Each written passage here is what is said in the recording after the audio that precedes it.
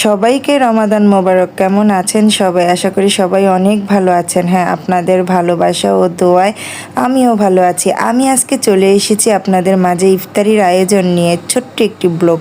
আর এই ব্লগে দেখছেন কত সুন্দর করে আমি বেগুনি বানিয়েছি। হ্যাঁ, আসলে সব কিছুই মৌসুমী আপু তৈরি করে রেখেছিল, শুধু আমি ভেজেছি, কারণ আমি অনেক কাজের ঝামেলায় আছি।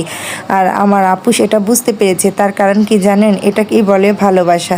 সে যদি আমার কাজের ব্যস্ততা না বুঝতো তাহলে হয়তো সে আমাকে ভালোবাসতো না, কিন্তু আমার কাজের ব্যস্ততা বুঝেছে বলে সে সব কিছু তৈরি করে রেখেছিল।